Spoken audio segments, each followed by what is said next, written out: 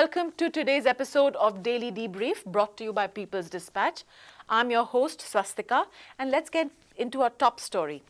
Let's go to Lebanon, where voting closed on Sunday evening in Lebanon's first parliamentary election since the economy went into a downward spiral towards the end of 2019, leading to tremendous hardships for the Lebanese people and mass protests against the government. Interior Minister Bassam Malawi said in news conference that voter turnout was 41%, lower than the 49% in 2018. With votes still being counted, the final makeup of the 128-member parliament is yet to emerge.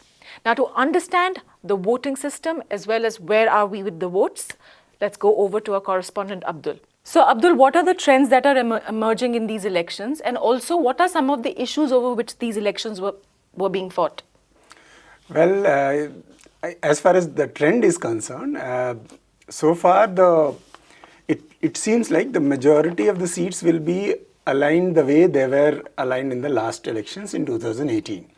It is expected that the Hezbollah-led alliance and the opposition-led alliance, which is led by Lebanese Forces, the largest Christian party, will by and large will remain the same, except for one major change which is becoming visible. That Lebanese Forces, which was the second largest party, Christian party in the Lebanese parliament in the last election, is emerging as the largest Christian party in this election with 20 seats. Okay. It is expected to win 20 seats.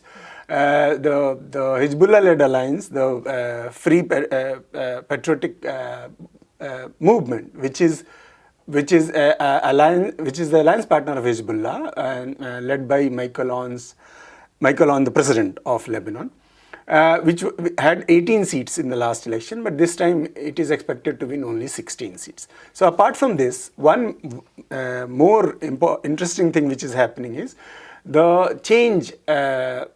Basically, the people who participated in the protest movements for last 3 years, they have come together and they have formed a list, and they are expected to win as independents or as change movement 5 to 6 seats.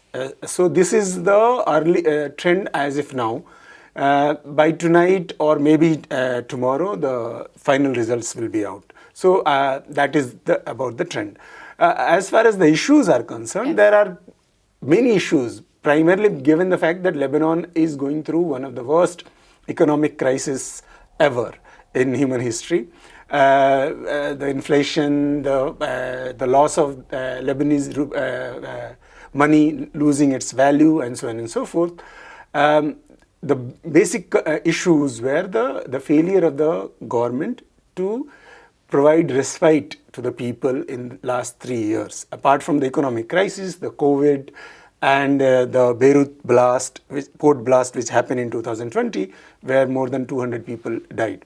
So these were the major issues. Apart from this, some of the voters are also voting for change.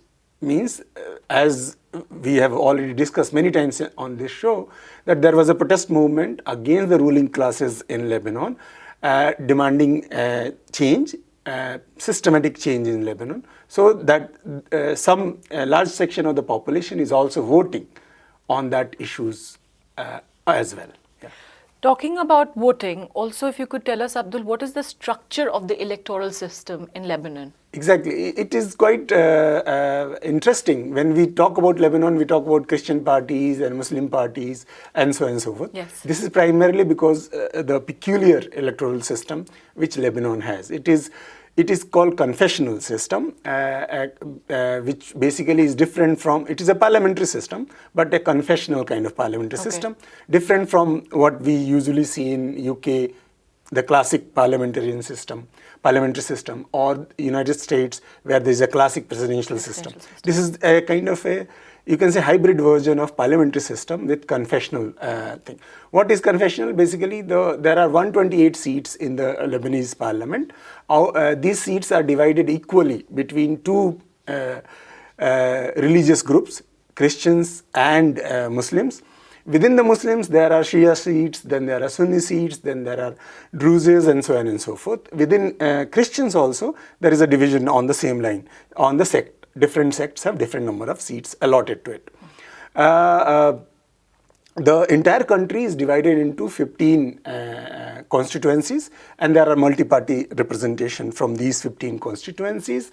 Apart from that, basically none of the parties are expected to win the majority of seats given this particular structure, and because of that they have to form alliances across the sectarian and religious lines, and that's why that is one interesting thing about Lebanese politics. Yeah. So we'll wait and see what are the results that finally emerge, like you said, maybe later today or tomorrow. Thank you for joining us with those details, Abdul. Our second story is from West Africa region, where Mali has withdrawn from a regional alliance, the G5, which comprises of Niger, Chad, Burkina Faso, and Mauritania. The G5 is supposedly an anti-jihadist force and was set in 2017. The move marks yet another step by Mali in rejection of the strategy of France and other Western powers, which are also supported by its neighbors. In February, France had decided to withdraw its troops from Mali after rounds of protests. On May 2nd, Mali ended defense relations with France. We have with us Kambale Musawali for more. If I could just get into our very first question, how would you see the latest step? And is it yet another sign by Mali where it sees a different kind of West Africa? We have to look at the current situation in Mali from a historical context. It's not just the push now of changing the course of France in the region, or in Mali specifically, but it's a sentiment of the people of West Africa. For quite, I could say, the past 2 decades, the people of West Africa have been clear that they need to disengage with French engagement in the region. What does that actually mean? They want to make sure that the currency of the countries is not controlled by France. Right now, the Francophone countries in West Africa use a currency called CFA that is actually controlled by the Central Bank of France. So all the reserves of the currency is in France.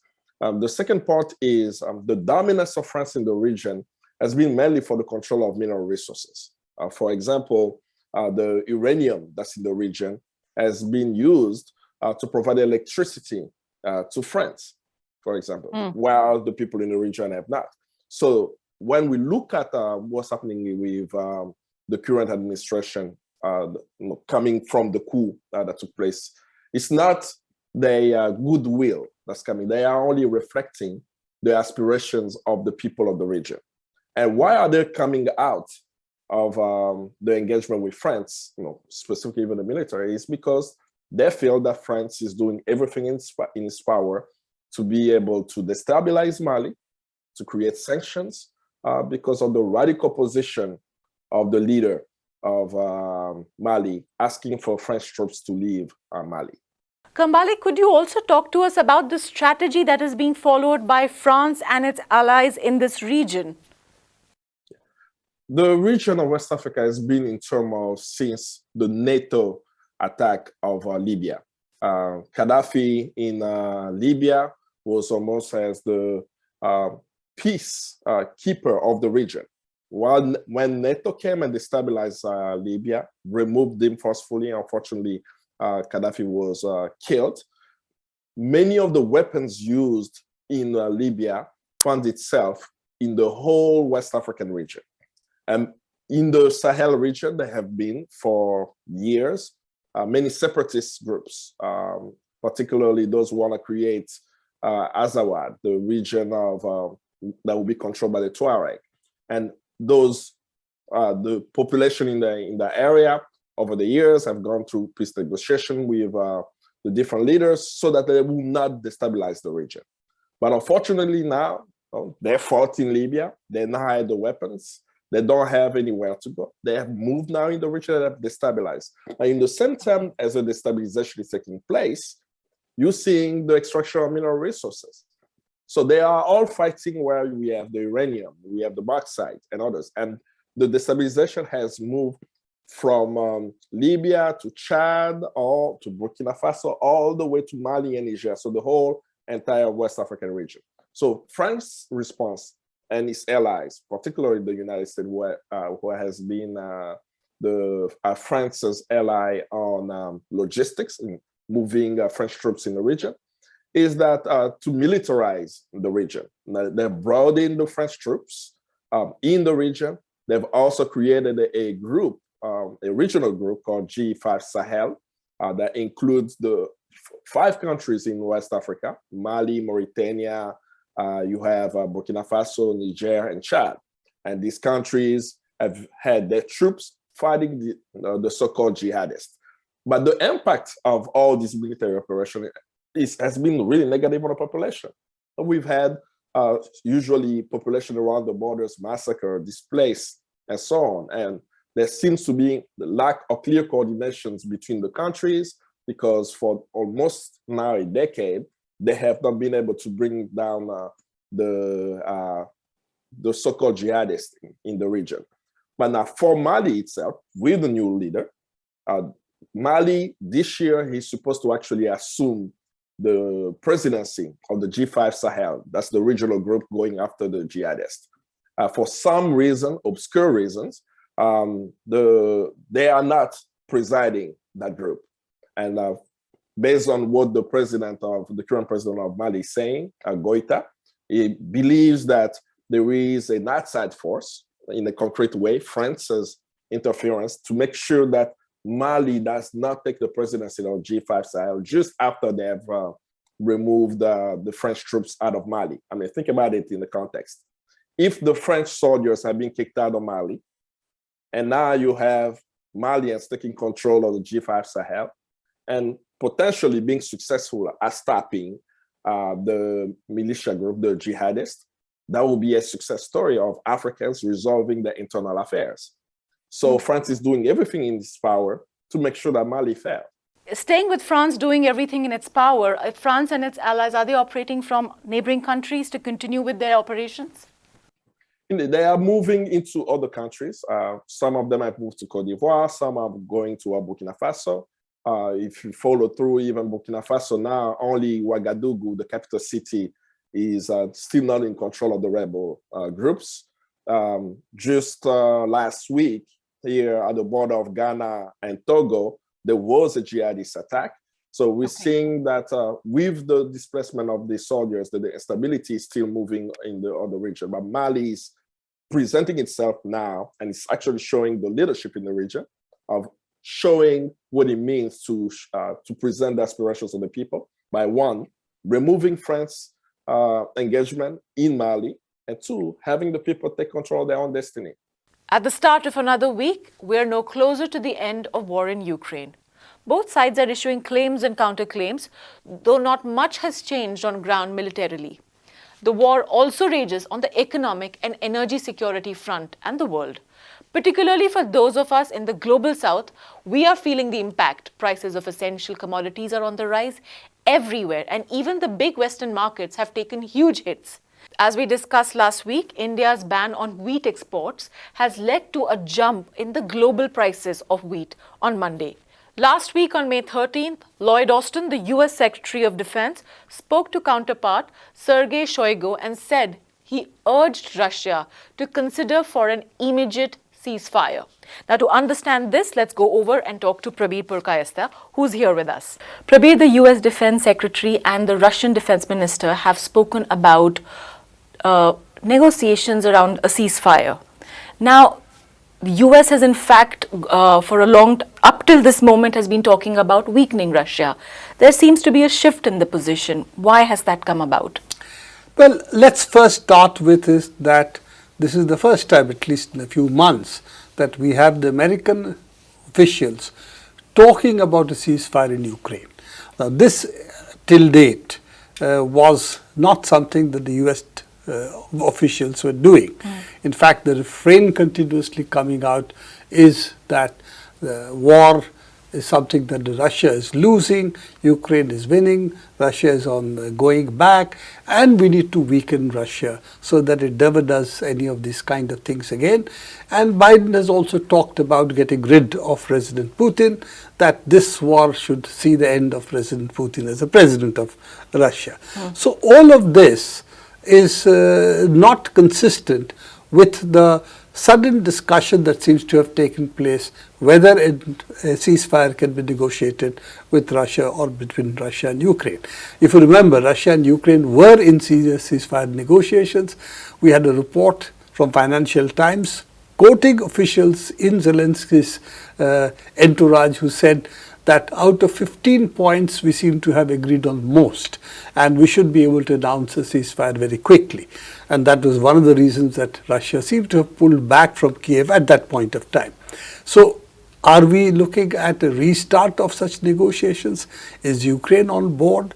Does Ukraine at the moment think that it is going to have further serious consequences if this continues? Or is it that the United States is worried now of the stability of the global order, and also the fact that all of this can spin out of control, we can have a nuclear war? This is not something which is out of bounds. So I would say I would first welcome, if indeed there are steps from the United States to talk to Russia about a ceasefire, I would see it's a welcome step forward, irrespective of what their position has or has not been earlier. How serious are they about it? Open question. Because if you remember, Russia had asked repeatedly before their military action that they have taken in Ukraine, they had asked repeatedly, this is not an issue between Ukraine and Russia, it's an issue between Russia and NATO. And therefore NATO should make really its position clear. Are they going to expand continuously to the border of Russia or not? At that point, NATO's answer was, this is an internal matter of NATO, it has nothing to do with Russia, we will do as we please based on the countries who want to join NATO, it's their prerogative.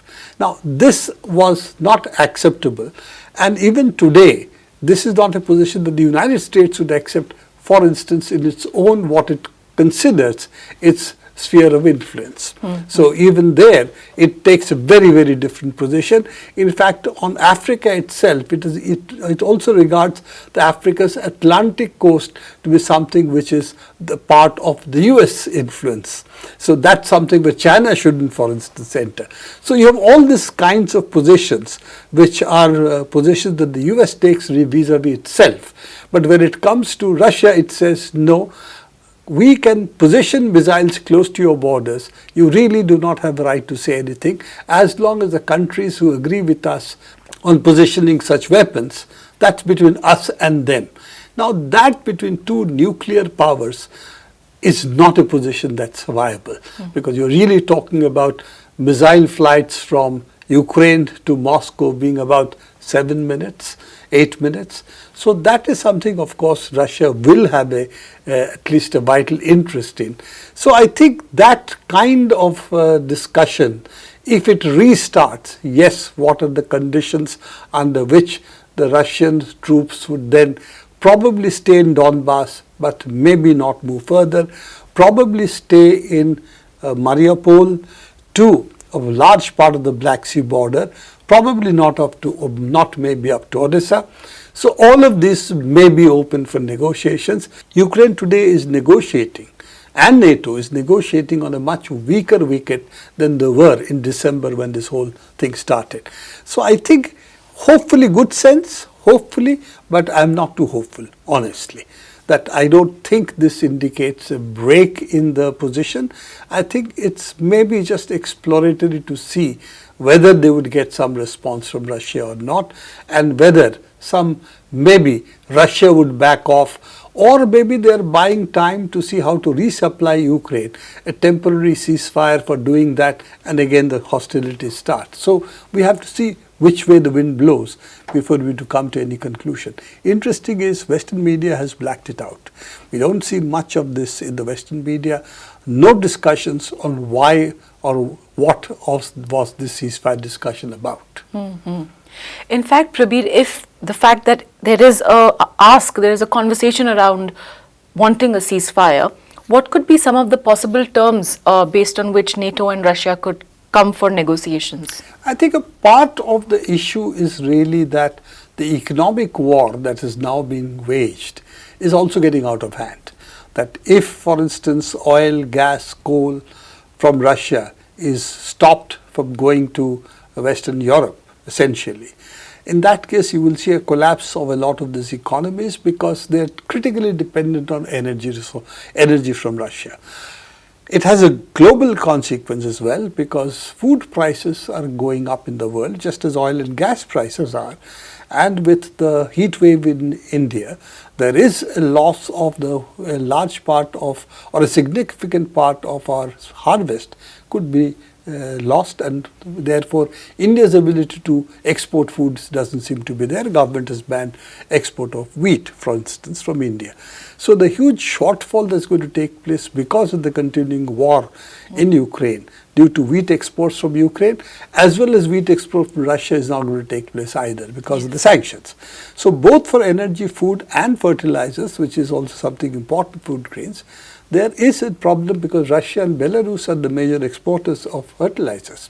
So all of this means that there is really a serious economic reason why the war should stop. Is the United States feeling that pinch? We don't know. Because US as a country, as an economy, is not going to face so much of the brunt because it's self-sufficient in oil and gas, and also in terms of food, it has enough reserves as well as produces enough food, not so much fertilizers. So maybe it is also feeling the pinch because its allies are all going to be in deep trouble if this war continues, and that's primarily European Union as well as Japan. The consequences for the global south, Africa, West Asia and all, I don't think that's very much in the calculations of the United States, honestly, because I think they look upon themselves as NATO and Western powers. So it's really, when they talk about globe, they really talk about the global order being G7, which is led by the West European countries. Of course, the United States is the head of that, Japan, and then maybe now Australia, because Australia is important for the Pacific and Southeast Asia. So this is the way they see the globe, not human beings, but as territories. And that is, I think, that even in that context, I think the pinch of the economic war is maybe one of the reasons they are thinking about it. And I hope they are also thinking about the dangers of nuclear war, which could put an end to all civilization. So I think that's important.